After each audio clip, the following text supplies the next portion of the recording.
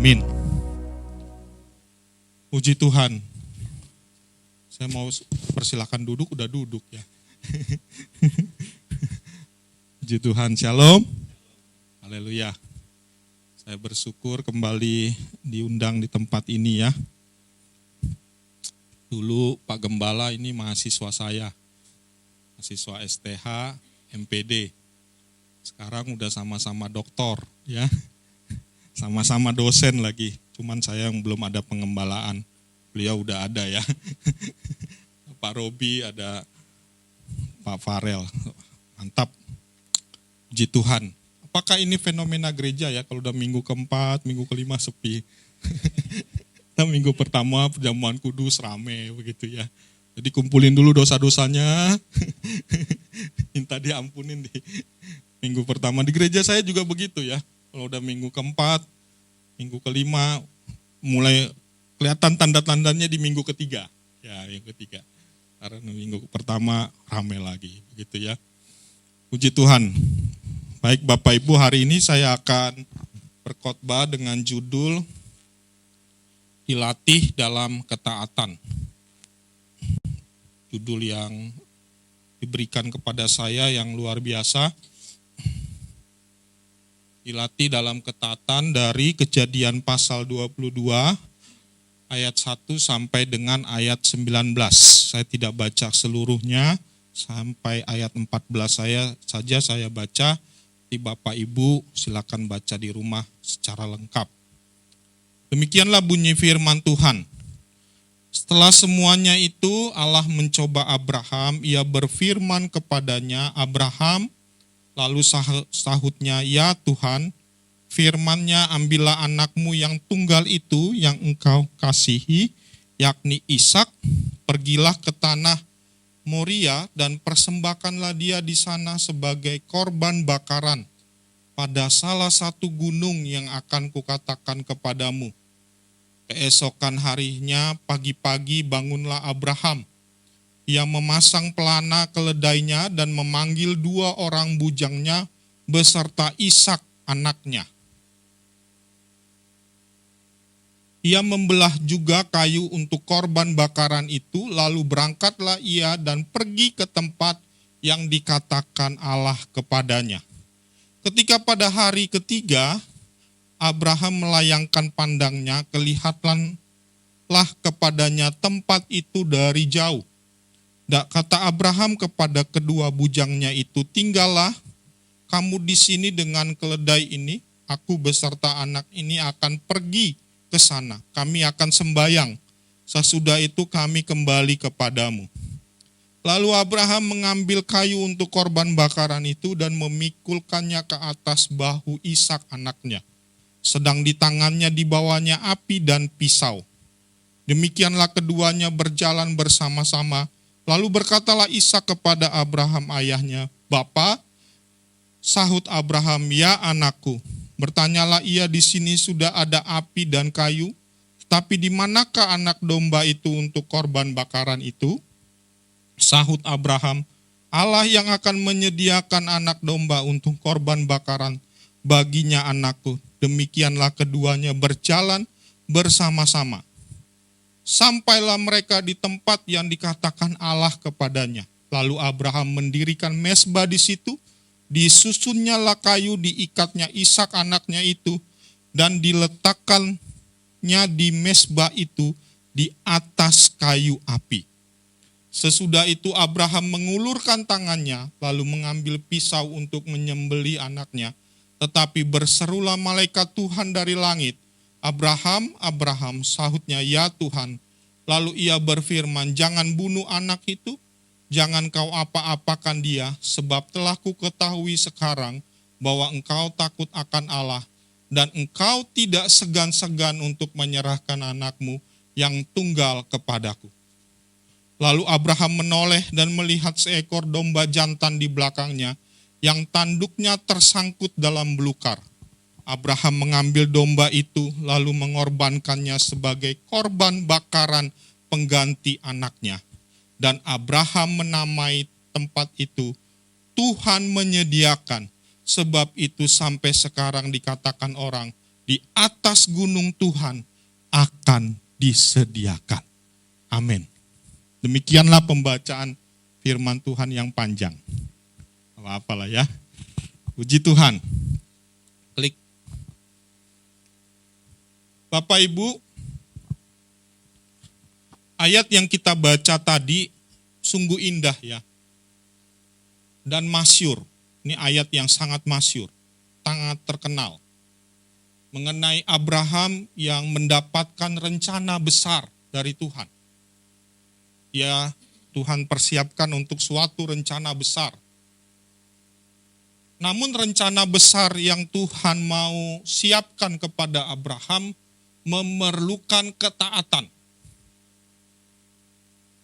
Di sini Abraham tidak marah. Dia tidak protes. Ya, dia tidak komplain. Tetapi Abraham taat. Di sini Abraham sudah memahami makna ketaatan itu. Abraham sudah dilatih oleh Tuhan dengan berbagai-bagai ujian. Dengan berbagai-bagai masalah.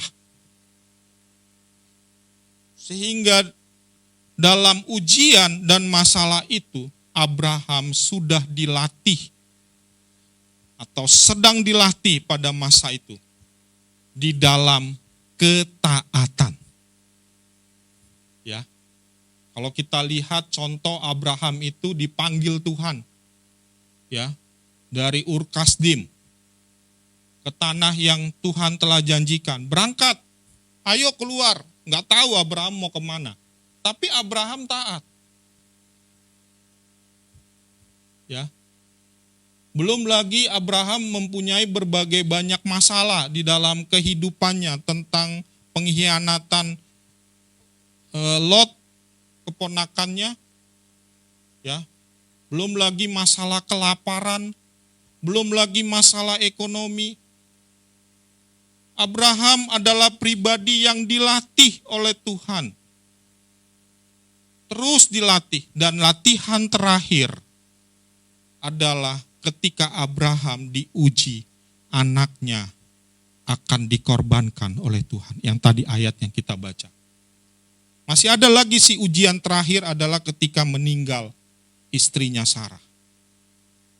Abraham memiliki ketaatan.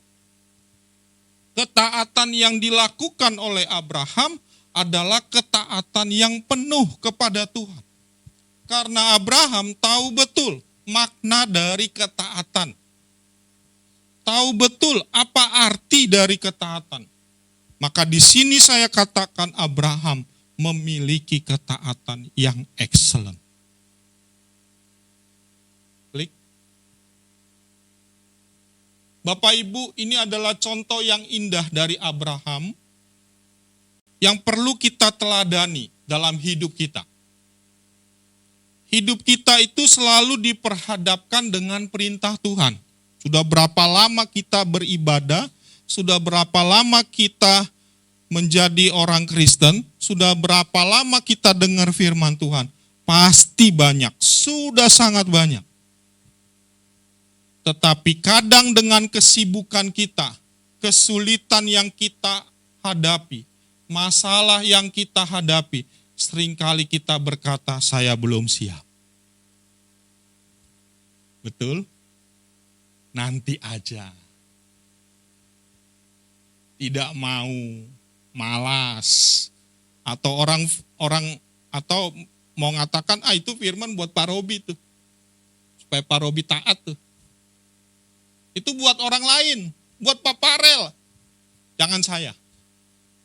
Kita selalu mencari-cari alasan, kita selalu mencari-cari alibi, argumen untuk kita tidak mau taat. Atau malas. Itulah kita. Tapi tidak dengan Abraham. Abraham itu pribadi yang luar biasa. Ya, tidak ada pernah kita baca Abraham itu menolak. Bahkan disuruh istrinya kawin lagi, Abraham mau. biasa. Pria idaman. Suami idaman, cowok idaman ini. Pribadinya yang taat. Dia pribadi yang taat dan pribadinya yang mau dilatih Tuhan untuk taat. Ini yang luar biasa. Padahal kalau kita baca, waduh, masalah Abraham itu banyak banget. Dia nggak punya istri, dia punya istri tapi udah tua, nggak mungkin bisa melahirkan. Berapa kali Tuhan menampakkan diri, ngobrol, ayo hitung, suruh hitung, kan orang gila kan, suruh hitung bintang, suruh hitung pasir, itu anakmu katanya, itu keturunanmu, percaya aja lagi, ya, taat lagi, ya Tuhan. Ya, ini pribadi yang luar biasa, pribadi yang taat, pribadi yang mau dilatih di dalam ketaatan. Klik. Jika seseorang tidak memahami makna yang dilakukannya, tadi saya katakan ya, Abraham itu kata kuncinya dia ngerti, dia tak memahami makna arti dari ketaatan itu. Maka saya katakan jika seseorang tidak memahami makna yang dilakukannya, maka cepat atau lambat dia tidak akan melakukannya. Sama seperti kalau orang kerja, dia tahu makna kerja, dia akan dapat duit. Maka dia kerja dengan sungguh-sungguh. Dia akan jualan dengan sungguh-sungguh. Ya. Karena dia tahu bahwa saya akan dapat duit, saya dapat untung, saya dapat cuan dari situ. Saya punya dosen selalu bilang salam cuan. Salam cuan.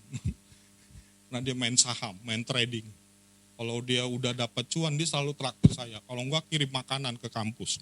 BPK, wah saya dapat cuan. Ya, wah dia tiap hari pantau tuh saya lihat. Wah naik, udah pusing deh kalau udah turun. Aduh, naik udah WA saya, salam cuan, saya dapat hari ini segini. Ya, dia tahu makna dari suatu pekerjaan, dari suatu usaha, bisnis, dia akan dapat untung. Maka kita pun begitu. Amin. Kalau kita tahu makna suatu perkawinan, maka kita nggak ada akan sekedar kawin, sekedar nikah, sekedar berkeluarga. Ya, pemuda sekarang, kenapa kamu pilih pasangan mau menikah? Nggak tahu aja, udah tua. Ngeri loh. Maka kualitas perkawinan itu, pernikahan itu, jika seseorang tahu tentang makna beribadah seperti ini, dia nggak akan tinggalin ibadah. Dia nggak akan tergantikan itu ibadah-ibadah dengan yang lain. Karena dia tahu makna beribadah. Tapi seringkali kita nggak tahu maknanya. Nggak ngerti maknanya. Ayo ibadah, ayo ikut pemuritan. Kami ini ada pemuritan, ada komsel pria, ada komsel wanita. Ayo, wah saya nih yang paling sering infoin di grup, Japri. Ya. Nah saya koordinatornya. Ya. Kalau seseorang itu tahu tentang makna sesuatu yang akan dilakukannya, dia akan semangat, bergairah, punya passion dalam melakukannya. Contoh ketaatan yang dilakukan oleh Yesus, ini yang menjadi ayat ya, di flyer yang saya lihat. Filipi 2, ya, ayat 2.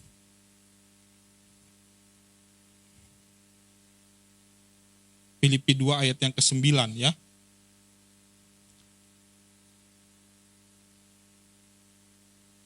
Coba salah seorang bantu baca. Dan dalam keadaan sebagai manusia, ia telah merendahkan dirinya dan taat sampai mati, bahkan sampai mati di kayu salib. Yesus sendiri tahu makna dari suatu ketaatan. Maka ketika Yesus diberikan misi oleh Tuhan untuk mati di kayu salib, dia secara manusia tidak mau melakukannya. Tetapi karena dia ngerti arti taat, makna taat. Ya Bapa, kehendak-Mu ya yang jadi. Klik. Kita seharusnya mau dilatih dalam ketaatan. Jadi yang mau saya tekankan hari ini, kita harus mau. Kita seharusnya mau dilatih dalam ketaatan. Nah, yang jadi pertanyaannya pada pagi hari ini yang akan kita renungkan, bagaimana kita seharusnya mau dilatih dalam ketaatan. Kalau kita membaca nats ini dengan seksama, maka kita menemukan 3 cara agar kita mau dilatih dalam ketaatan, supaya kita disebut memiliki ketaatan yang excellent. Mau Bapak Ibu? Mau cuma 3 orang. Mau gak? Kalau gak mau saya pulang nih. Ya. Oke, gak apa-apa 3 orang. Mudah-mudahan bulan depan diundang lagi, saya tanya lagi mau 5 orang. Jadi undang terus tiap bulan. Klik. Yang pertama itu dengan melalui ujian. Ya. Jadi seseorang itu mau atau seharusnya atau ingin dilatih dalam ketaatan, yang pertama dengan melalui ujian. Ayat 1-2 ya. Setelah semuanya itu Allah mencoba Abraham. Setelah semuanya itu ya. Jadi udah beberapa kali nih Abraham diuji di dalam ketaatannya. Tuhan pengen lihat nih sekali lagi nih. Ya. Benar-benar taat gak nih si Abraham? Saya latih lagi dengan ujian ini. Satu lagi. Ya. Setelah semuanya itu Allah mencoba Abraham, ia berfirman kepadanya, Abraham, lalu sahutnya, ya Tuhan. Ya. Bukan ketaatan kalau tidak diuji. Kita tidak bisa berkata saya taat tapi nggak perlu saya diapa-apain. Nggak bisa. Saya taat Pak, saya taat bos, ya saya taat Pak dosen. Tapi nggak usah ya, saya diapa-apain, nggak usah saya dikasih tugas. Ya, nggak bisa. Saya taat tetapi nggak perlu diuji. Nggak bisa begitu. Nggak fair. Ketaatan kita, latihan dalam ketaatan kita, itu Tuhan lakukan di dalam ujian. Karena ketaatan harus diuji supaya membuktikan kualitas iman. Kita emas atau apa nih? Jerami gak? Rumput kering gak kita nih? Ya kan? Kan semuanya nanti akan diukur ya. Akan dinilai oleh Tuhan. Semua kita ini emas, rumput kering, jerami, permata, karena semuanya itu akan diuji. Diujinya melalui berbagai masalah yang kita hadapi. Ujian Abraham itu menyentuh hal yang utama dalam hidupnya. Di ayat yang kedua, ambillah anakmu yang tunggal itu, anak yang kau kasihi, yakni Ishak. Wah, ini detail banget Tuhan. Ambil anakmu, kalau anak Abraham kan ada 2. Ismail dan Ishak. Ya, bahkan ada lagi dari ketura. Ya, kawin lagi si Abraham sama si ketura. Jadi istrinya 3. Ya, zaman dulu kan belum ada aturan poligami. Ya, jangan diprotes. Abraham aja 3. Gue juga 3 deh, kata Pak Robi. Habis lo Pak Robi.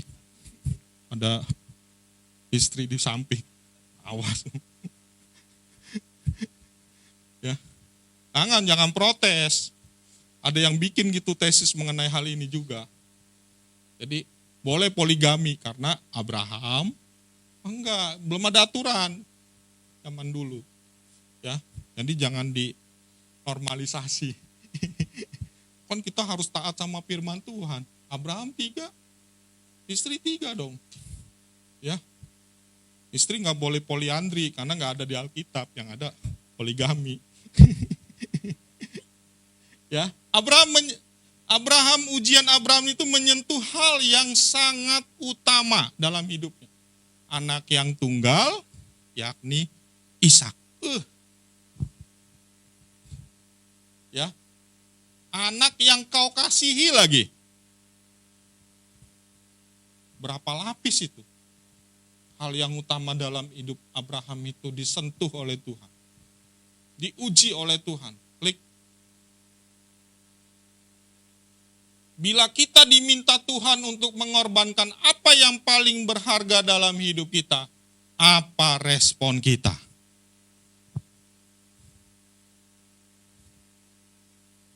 Mana?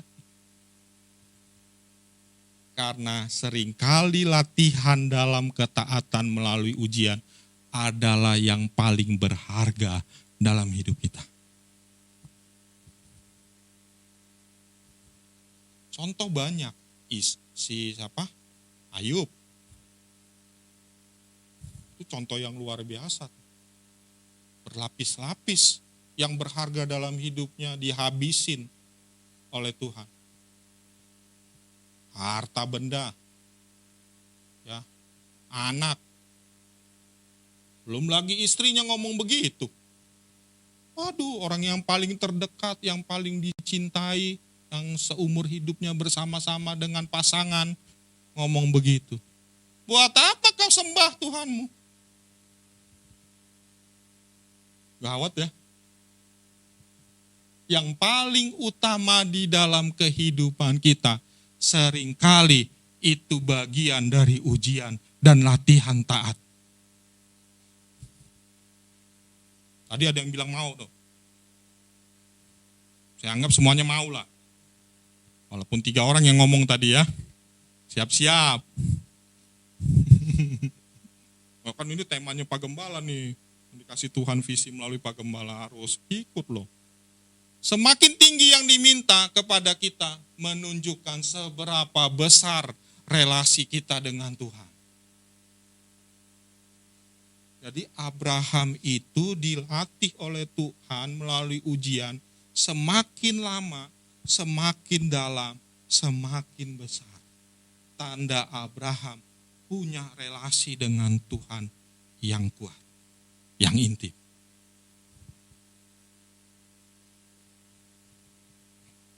Ya, saya punya teman hamba Tuhan setia melayani.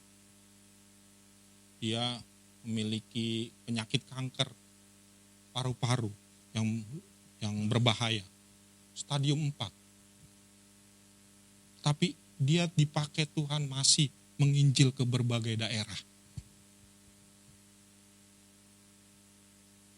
Saya dikasih isi oleh Tuhan untuk melayani hamba-hamba Tuhan, jemaat Tuhan di berbagai daerah. Walaupun saya sakit, Tuhan kuatkan saya, Tuhan topang saya. Dia masih melayani sampai sekarang. Saya bilang, penyakitmu gimana bro? Bodoh amat. Pokoknya saya melayani. Sekarang dia ada dia info ke saya di mana? Di Makassar. Bro, saya saat ini lagi di Makassar. Tolong bantu dalam doa. Siap. Udah cek kesehatan. Nggak usah lah. Sakit paru-paru stadium 4.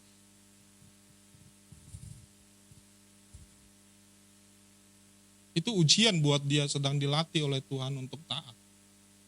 Ujian kita macam-macam, versinya macam-macam, bobotnya macam-macam.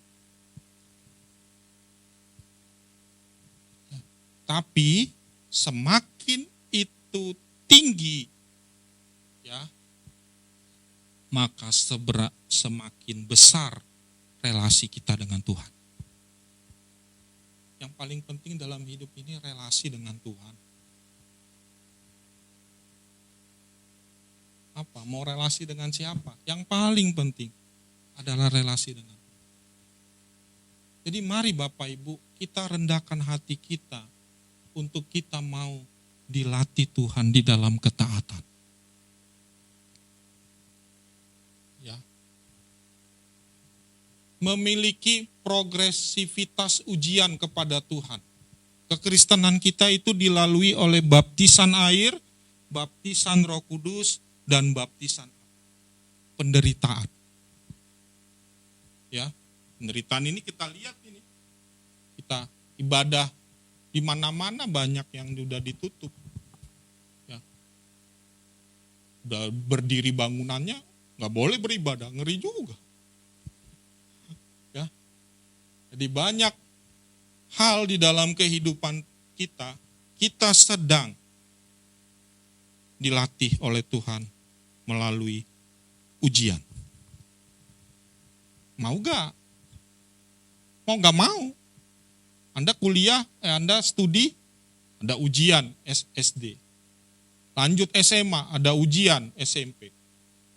Lanjut SMA, ada ujian SMA. Lanjut kuliah, ada ujian kuliah. S1, S2, S3. Banyak ujiannya, banyak tesnya. Semakin tesnya semakin tinggi, semakin berat, semakin mempunyai kedalaman relasi dengan Tuhan. Klik. Yang kedua, bagaimana kita seharusnya mau dilatih dalam ketaatan. Yang kedua, dengan menunjukkan usaha. Ini yang luar biasa dari Abraham. Ayat yang ketiga, Abraham itu bangun pagi-pagi benar dan bersiap. Ya, high priority. Prioritas tinggi ini. Perintah Tuhan ini prioritas buat dia. Dia nggak atur-atur schedule yang lain. Dia nggak ada agenda yang lain. Ketika malamnya terima perintah Tuhan, paginya dia siap. Ya, membelah kayu, mempersiapkannya dan berangkat menuju ke tempat yang dituju. Ini hebatnya Abraham. Karena dia tahu makna dari ketaatan itu. Ayat yang keempat, dia melakukan perjalanan selama 3 hari, Bapak Ibu. Sekarang ada Gojek. Gojek saya tadi lama banget lagi dapat. Ya. 3 kali di cancel. Ini Abraham, 3 hari. Melewati panas, dingin, pasti juga banyak pengorbanan-pengorbanan yang dilakukan oleh Abraham. Ya, akhirnya dia ketemu itu tempatnya. Lihat, kalau kita mau dilatih Tuhan dalam ketaatan, maka kita pun harus menunjukkan usaha. Klik. Ya. Ayat ke-9, Abraham mengikat Ishak dan hendak menyembelih Ishak. Ishak tidak memberontak kepada Tuhan. Ada relasi yang kuat dengan Abraham dan Ishak. Wah, saya bilang, saya baca, udah berulang kali saya baca ayat ini ketika saya mempersiapkan firman Tuhan, air mata saya nangis. Air mata saya keluar. Luar biasa. Air mata saya nangis. Air mata saya keluar, saya menangis. Ini luar biasa Ishak. Abraham. Ini latihan dari Tuhan yang terakhir. Dia kan nggak tahu terakhir apa enggak itu. Kita aja yang tahu. Tapi Abraham mempersiapkan, dia tunjukkan usaha. Ya, bahkan dia nggak marahin anaknya. Ya ketika anaknya nanya, ini anak sekarang, model anak sekarang ini begini nih. Ini kayu udah, ini udah. Oh, dombanya mana? Ya, bahkan ketika lalu berkatalah Ishak kepada Abraham ayahnya, Bapa, sahut Abraham, ya anakku. Wah ini luar biasa ini. Kan kadang kita kalau anak, Bapak, apa? Ya, anak juga. Anak, siapa namanya misalnya? Nama anak saya Gama. Gama, nggak dengar tuh. Gama, kedua, ketiga tinggi, Gama. Sapuli di dulu, apalagi mau ke gereja. Perang dunia ke-10. Kalau udah mau ke gereja, anak saya yang laki-laki, kalau yang perempuan dua-dua mah udah siap, udah mandi dia. Lebih taat anak perempuan. Laki-laki, masih tidur. Gama, sapuli di. Tapi ini luar biasa ya.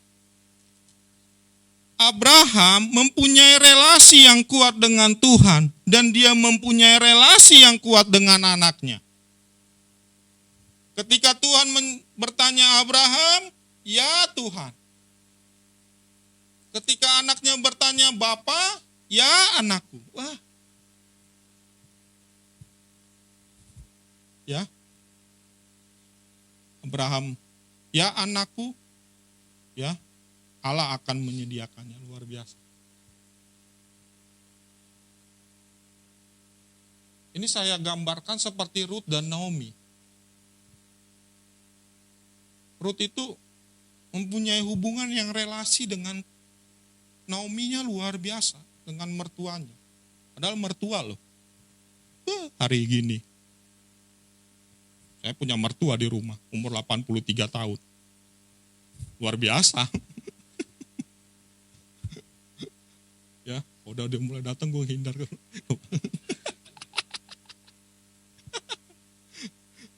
Ya, Ruth bilang tuh, Allahmu Allahku, dimanapun kau berada, aku di situ. Yesus dan Bapa juga mempunyai relasi yang kuat. Ya, ada usaha yang ditunjukkan oleh Abraham. Ketika dia tahu ada perintah untuk dia taati. Bagaimana Bapak Ibu, kita mau berusaha? Kita sedang dilatih oleh Tuhan. Latihan kesabaran. Ini yang luar biasa saya selalu alami. Kalau udah sabar, kita doa pagi-pagi, Tuhan berikan kesabaran. Keluar dari pintu ada anak saya bikin masalah. Sabar.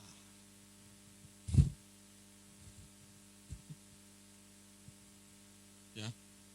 Dosen loh saya. Dosen konseling lagi. Ya. Sabar. Ya. Sabar gak kita? Ngelihat istri kita yang kayak gitu deh. Sabar gak kita ngelihat suami kita yang kayak gitu deh? Kayak gitu deh. Suami saya, wah Pak, waduh, wah.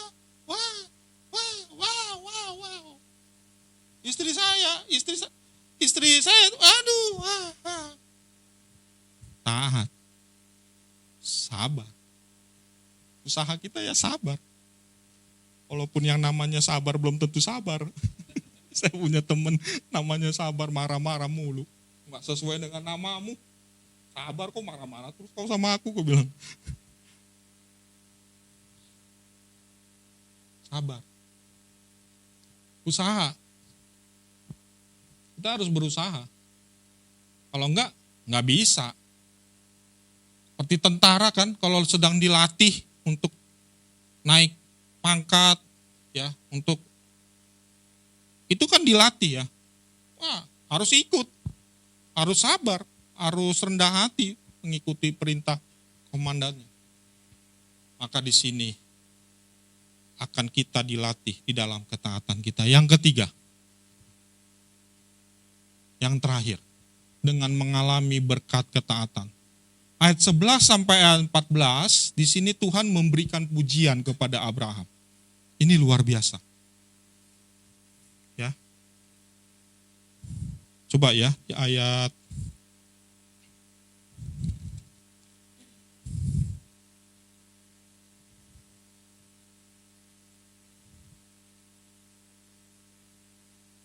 tetapi berserulah malaikat Tuhan dari langit kepadanya, Abraham, Abraham. Ini enggak semua tokoh di dalam Alkitab yang disebutkan namanya 2 kali. Saya catat ada selain Abraham, yaitu Samuel. Ya, siapa lagi? Enggak ada lagi saya lihat. Tapi guru siapa nih? Pakar-pakar teologi, guru-guru sekolah minggu. Saya amati dalam Alkitab hanya Samuel dan Abraham yang dipanggil Tuhan 2 kali. Ini bukan teguran, tapi ini kasih yang luar biasa. Relasi yang luar biasa. Pujian yang luar biasa. Dan Abraham katakan, sautnya, ya Tuhan. Jangan bunuh anak itu, sebab telah kuketahui sekarang bahwa engkau takut akan Allah dan engkau tidak segan-segan untuk menyerahkan anakmu yang tunggal itu kepadaku. Ya, saya baru dipanggil Tuhan waktu saya sakit COVID. Saya berseru sama Tuhan, saya nangis minta kesembuhan, cuma dijawab anakku cuman gitu doang. Itu juga udah luar biasa. Saya mau hampir mati Bapak Ibu. Ya waktu COVID 2021. Ya hari pertama saya masuk di ruang ICU, kan nggak ada tempat lagi. Tapi karena saya punya orang dalam, saya ditaruh di ruang ICU. Ruang ICU itu orang yang parah-parah. Hari pertama, di sebelah kiri saya dipanggil Tuhan. Saya udah pernah cerita belum? Belum ya. Hari kedua yang di sebelah kanan saya di tengah-tengah. Berarti hari ketiga saya nih. Aduh, kenapa dia sengaja lewatin ya malaikat mautnya. Saya nangis Bapak Ibu. Saya belum mau mati Tuhan. Masa Tuhan gak sembuhkan saya? Ya, nangis sedadi-dadinya, kan tinggal sendiri saya. Belum datang pasien yang lain. Berarti hari ini saya terakhir. Ya, saya ingat anak saya masih kecil. Tuhan tolong. Muka saya teriak sejadi-jadinya. Malamnya Bapak Ibu. Saya itu bergetar Bapak Ibu. Tempat tidur saya. Udah kayak apa lah gitu. Gempa bumi saya ngerasain. Lalu Tuhan datang kepada saya dan peluk saya. Anakku, engkau pasti sembuh. Besoknya saya ditaruh di ruang VVIP. Orang dalam.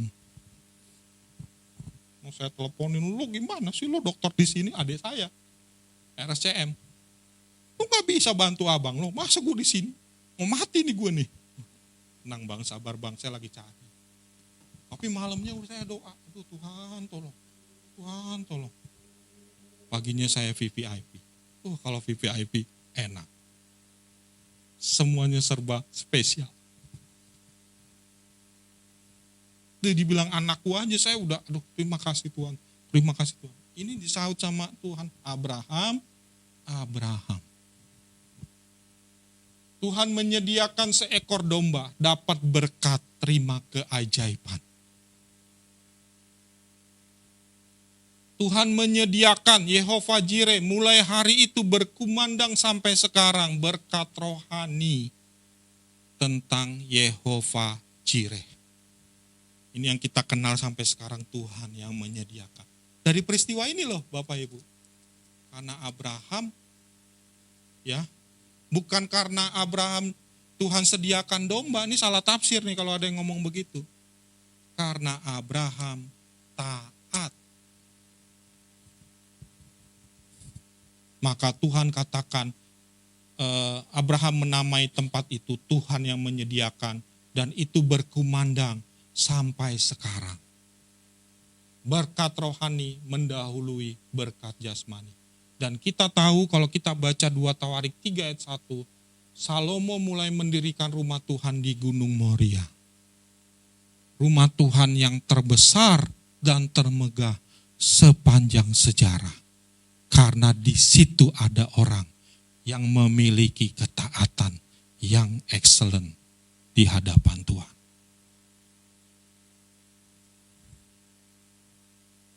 Banyak berkat Bapak Ibu ketika kita mau taat. Dan berkat itu tidak hanya untuk pribadi kita, tetapi generasi kita. Saya punya mama taat benar beribadah, baca Alkitab, sama memberikan persepuluhan. Waduh.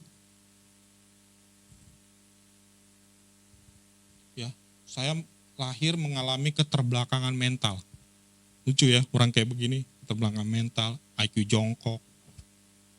Saya sekolah di SLB, tapi mama saya tetap doa, baca firman, dan dia gak pernah lupa dengan persepuluhan.